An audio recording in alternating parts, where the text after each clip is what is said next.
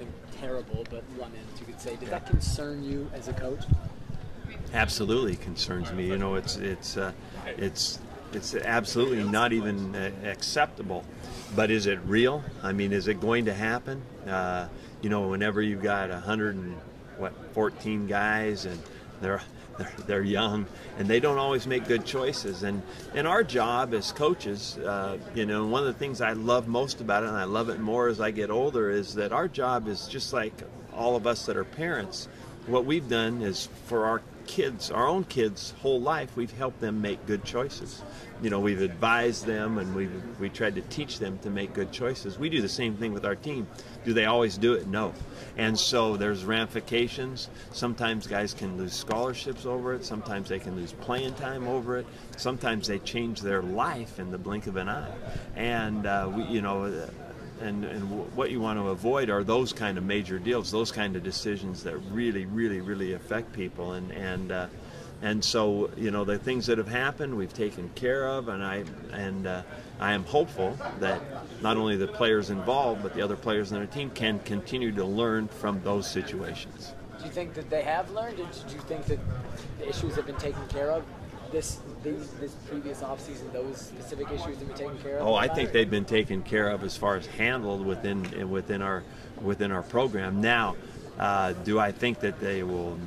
I would hope that these individuals in particular would never pop up again, that they would learn from those. Do I think that it's over for the course of my career? No, I don't. I think that you always dread that phone call that might be coming. But then it's just like with a family. You deal with it, and the difference is hopefully that you don't have to lose too many guys over it. You know, we've lost players. We've had to kick players off the team because of stuff in the past.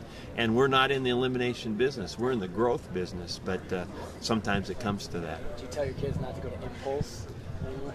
Huh?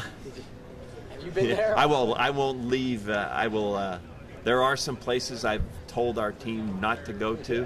I will not name the establishments out publicly, but I have given strong advice as to what not to do.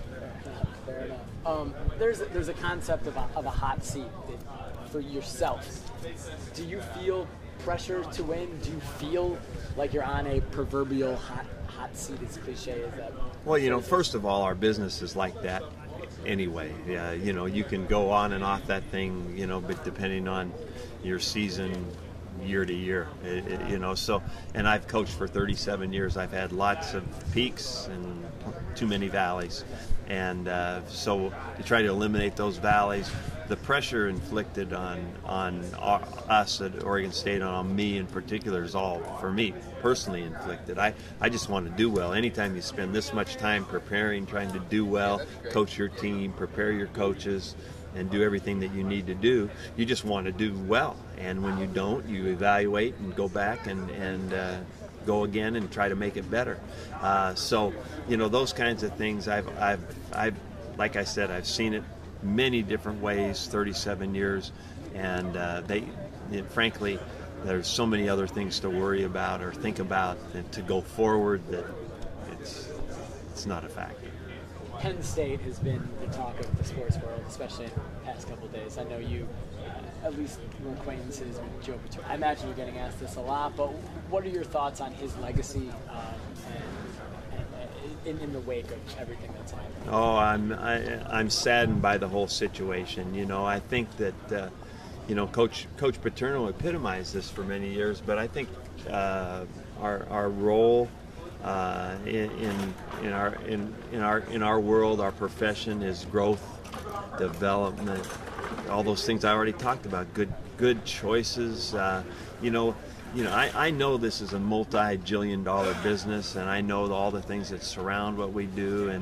But I still look at sports as a great way to grow for life. And I was taught that many years ago, and I think that that's a big part of what we do in our world. Anything that gets in the way of that is not should be a part of college sports. So I'm deeply saddened. You know, when you take it down to the personal level of the victims, I'm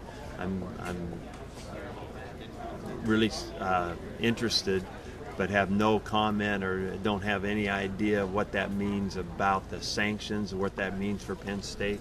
But it's a horrible situation that we just never want to be involved in again. The way that it could affect other teams on the field, at least, is that these kids are now open to transfer to other schools if they want. Have you guys considered or contacted any players involved with Penn State?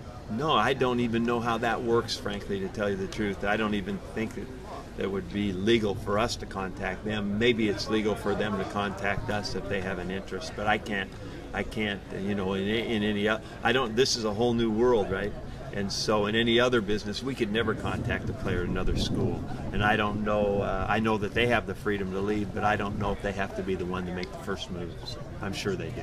I guess finally, now heading into this season, what are your expectations for your team? A few years, I think people forget, you guys were almost in the Rose Bowl 3 seasons ago. Yeah. What gives you confidence you guys can get back to that level? Well, the one thing is that having been around long enough to know that, this thing can be cyclical, right? And you just watch college football every year. You see this kind of cycle of life, and I understand that. So I'm looking for that up cycle. I'm looking for heading up to that, to having a peak. And I think that when you look at our team, the number of guys that played, gained experience, grew in the off season, I'm excited about all that. I think those are the ingredients that help you get better. And we've had continuity, and that I think will be a very good thing for the Beavers. Thank you so much, Coach. It's great seeing you down here in LA. You do a nice job always. Thank you. Likewise. Always good talking to you. See you in a couple weeks. Huh?